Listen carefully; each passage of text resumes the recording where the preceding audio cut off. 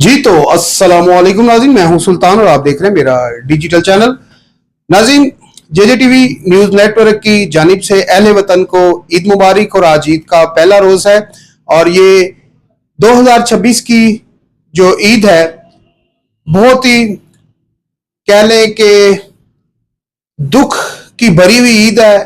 जैसा कि आपको मालूम है, बात की जाए इसराइल, अमेरिका या ईरान की, तो इन तीनों मुल्कों की शदीद लड़ाई है और इस लड़ाई की वजह से पूरी दुनिया में खलबली सी मची हुई है।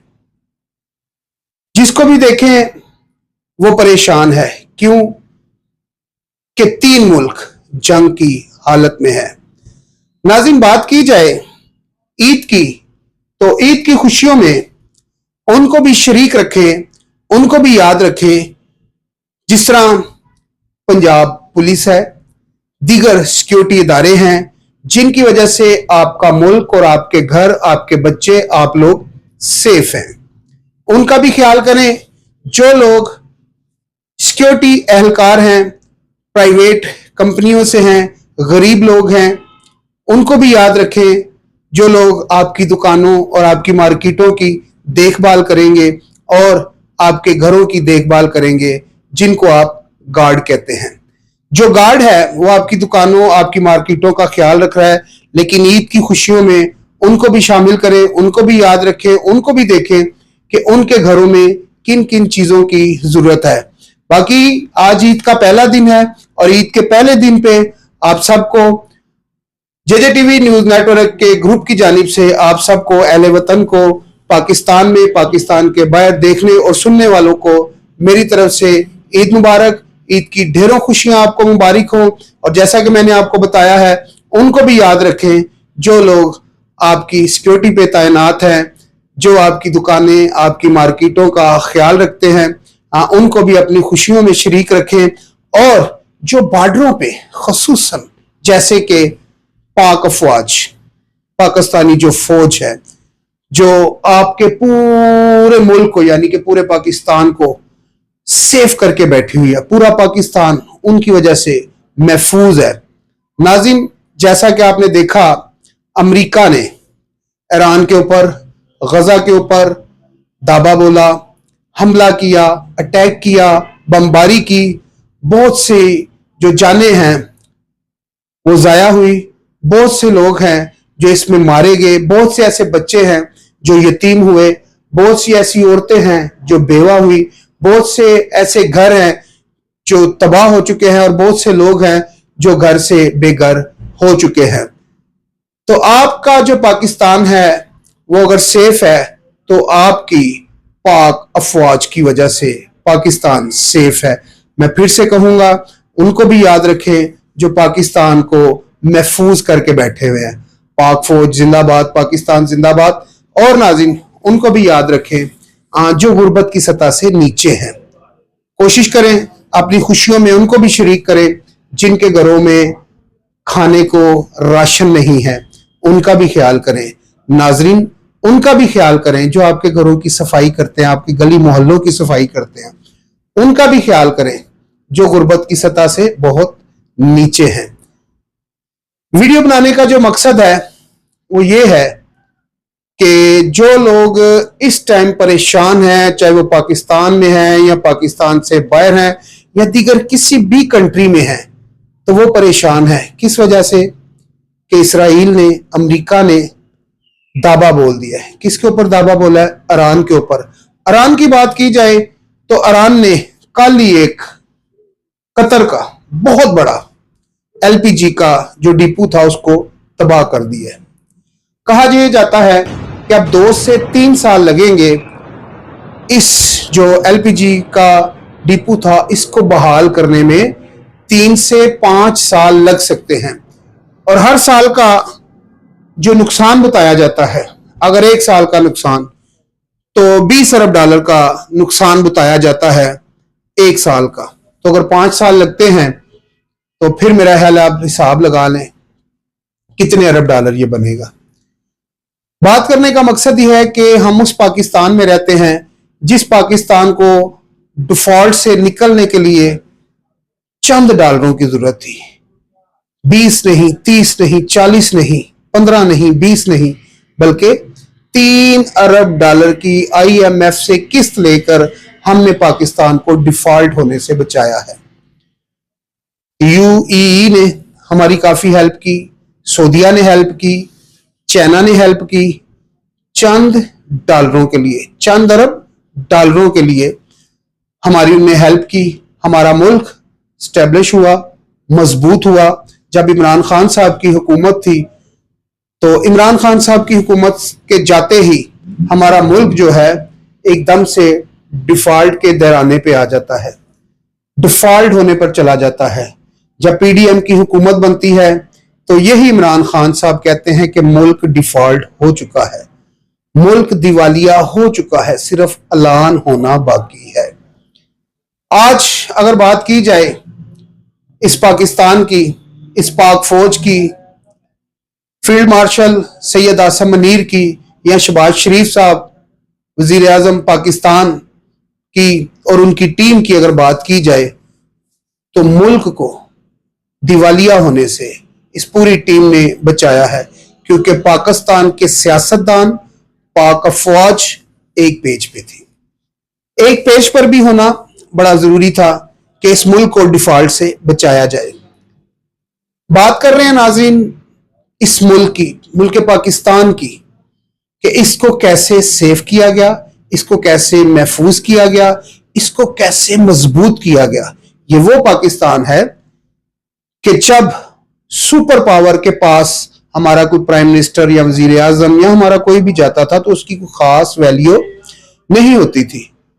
बात करेंगे 2026 की। 2026 में जैसे पाकिस्तान ने हिंदुस्तान को मुंह तोड़ जवाब दिया, उसके बाद पूरी दुनिया को यह पता चल गया कि पाकिस्तान के पास भी बहुत सारी ऐसी पावर है जिस पावर से पाकिस्तान कायम और दायम है।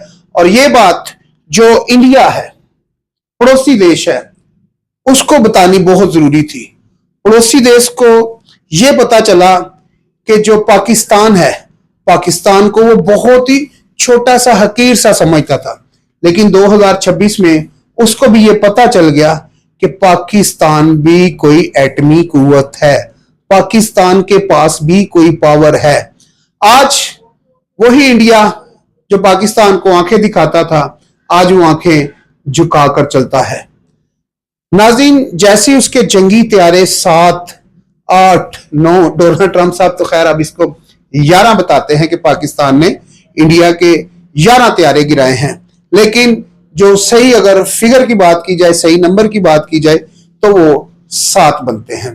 तो 7 ऐसे त्यारे हैं जी, जंगी त्यारे, जो कह लें कि जो इंडिया के पाकिस्तान ने गिराए। और 2026 में पाकिस्तान का जो म्यार था, जो वकार था, वो बुलंद हुआ। पाकिस्तान जो है पॉपुलैरिटी में एकदम से ऊपर गया।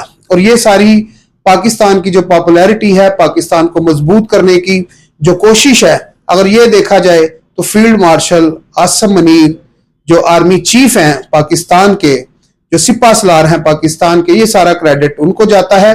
और वजीर आजम पाकिस्तान जनाब शहबाज शरीफ, उनकी टीम को भी ये क्रेडिट जाता है। तो नाज़रीन, ये इतनी लंबी चौड़ी बात करने का मकसद ये, आप भी कहते होंगे ईद का पहला दिन है और सुल्तान साहब ये कौन सी बातें लेकर बैठ गए हैं। मैंने आपको पहले ईद मुबारक भी कह दी है और साथ में मैंने ये भी बताया कि ये वाहिद ईद ऐसी है जिसमें हम पाकिस्तानी, चाहे वो किसी भी मजहब से हो, किसी भी फिरके से ताल्लुक रखता हो, परेशान है। नाज़रीन, कहते हैं कि किसी ने एक जान को या एक इंसान को कत्ल किया तो कहते हैं गोया उसने पूरी इंसानियत को कत्ल किया। तो नाज़रीन, यहां पर तो हजारों की तादाद में इस जंग में, इस लड़ाई में कत्लो गारत हो चुकी है। ईरान में बहुत सारे बच्चे बच्चियां, स्कूलों के ऊपर अटैक, हॉस्पिटलों के ऊपर अटैक हो चुका है, लड़ाइयां हो रही हैं, कत्लो गारत हो रही है। पाकिस्तान आज वो मुल्क बन चुका है जहां पर पाकिस्तान का एयरपोर्ट देखें तो पाकिस्तान के एयरपोर्ट के ऊपर इंटरनेशनल फ्लाइटें खड़ी हैं। क्यों? पाकिस्तान मजबूत है और सेफ है। पाकिस्तान सेफ होने की वजह से पाकिस्तान में जो इंटरनेशनल फ्लैटें हैं वो पार्किंग की गई हैं, और जितनी भी यहां पर फ्लैटें पार्क हो चुकी हैं उसका पाकिस्तान को बहुत बड़ा फायदा होगा, और बहुत ज्यादा इसमें पाकिस्तान पीआईए या पाकिस्तान एयरपोर्ट या पाकिस्तान गवर्नमेंट को बहुत बड़ा एक सरमाया भी इसका आएगा, पाकिस्तान को इसका फायदा भी है। तो बात करेंगे ईरान की, इसराइल की और अमेरिका की। ईद आ चुकी है, आज ईद का पहला दिन है, लेकिन ये जंग खत्म नहीं हुई। मैंने आपको बताया, चाहे मुसलमान, चाहे क्रिश्चियन, चाहे किसी भी मजहब से ताल्लुक रखता हो, किसी भी फिरके से ताल्लुक रखता हो, हर आंख आंसू से भरी हुई है, हर दिल गम से रंजूर है। क्यों? कि एक इस्लामी मुल्क सुपर पावर जंग की हालत में है। फिर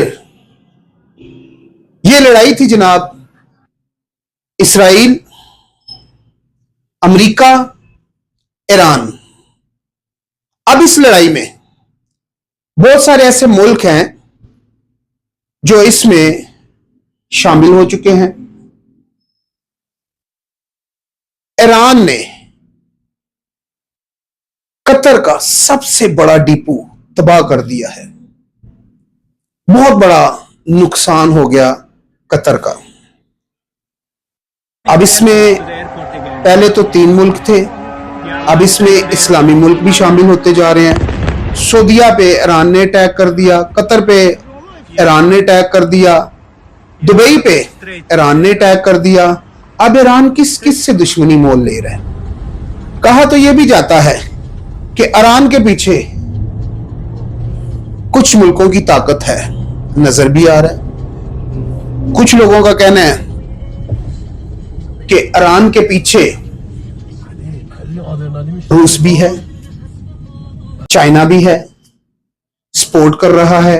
चाइना अपनी खुंदस निकाल रहा है, रूस अपनी खुंदस निकाल रहा है। नाज़रीन, जैसा कि आपको मालूम होगा कि जो रूस है, रूस कुछ अर्सा पहले की बात की जाए तो रूस जो है वो एक सुपर पावर था, फिर उसके बाद अमेरिका सुपर पावर बनता है, तो रूस को यह भी एक तकलीफ है। खैर, अभी तक नाज़रीन बात की जाए तो कोई भी मुल्क सही तरह खुल के सामने नहीं आए कि जो इस जंग को रुकवाने की बात करे या फिर जंग बंदी की कोई बात की जाए। 1-2 मुल्कों ने जंग रुकवाने की बात की है, लेकिन उसको अमली जामा नहीं पहनाया गया, उसकी प्रॉपर कोशिश नहीं की गई कि इस जंग को रुकवाया जा सके। बात करें ईरान के सुप्रीम लीडर की, आयतुल्लाह खमेनी की, तो वो भी जंग में हलाक हो चुके हैं। अफसोस इस बात पे है कि कोई अभी तक इस जंग को रुकवाने के लिए सामने नहीं आया। नाज़रीन, पाकिस्तान को महफूज समझा जा रहा है। जी हां जी, पाकिस्तान बहुत महफूज है, पाकिस्तान बहुत पावरफुल है, इसमें कोई शक नहीं। पाकिस्तान भी इस टाइम एक ऑपरेशन कर रहा है, और वो ऑपरेशन कहां हो रहा है? पाकिस्तान एक ऑपरेशन कर रहा है। पाकिस्तान की जो अफवाज है, जो सिक्योरिटी इदारे हैं, वो एक ऑपरेशन कर रही हैं। वो ऑपरेशन हो रहा है अफगानिस्तान में। टीटीपी, तालिबान दहशतगर्दों को मारा जा रहा है। हजारों की तादाद में जो दहशतगर्द हैं वो वहां से अपने जो ठिकाने हैं वो छोड़ के भाग चुके हैं, और इसमें हमारे जो जवान हैं उनने भी शहादतें पाई हैं। और जो बहुत बड़ी तादाद की अगर बात की जाए तो जो दहशतगर्द थे, वो दहशतगर्दों को जहन्नम वासिल किया गया है, और फौज की एक बहुत बड़ी कामयाबी है। अभी 2 दिन पहले डीजी ISBR चौधरी शरीफ साहब का इंटरव्यू किया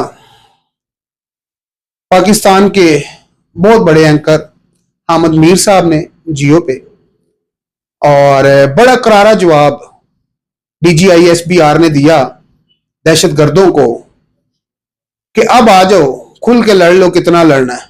बहुत समझाया, अब कोई भी बात करनी है अफगानिस्तान ने पाकिस्तान से, तो सबसे पहले जो दहशतगर्द हैं वो पाकिस्तान के हवाले किए जाएं, पाकिस्तान की हिरासत में दिए जाएं, उसके बगैर कोई बात नहीं होगी।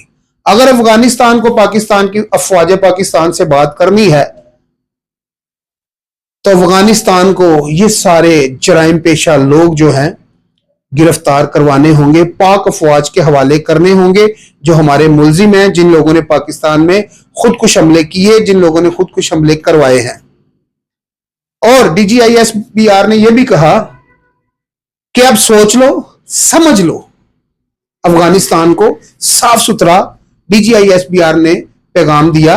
वो क्या था? वो ये था, या इधर रहो या इधर रहो, या हमारे साथ रहो तो या फिर उनके साथ रहो।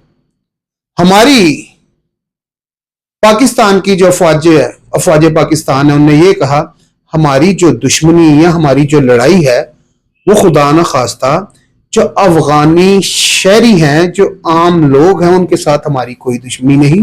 हमारी जो लड़ाई है वो उन दहशतगर्दों से है जो इंडिया से, दुश्मन मुल्कों से पैसा लेते हैं, जो दुश्मन मुल्क जो जिनको फंडिंग करते हैं, तो वो फिर पाकिस्तान पे हमला करते हैं। कभी ट्रेनों पे हमला किया जाता है बलूचिस्तान में, कभी मजदूरों को गाड़ियों से उतार के मारा जाता है।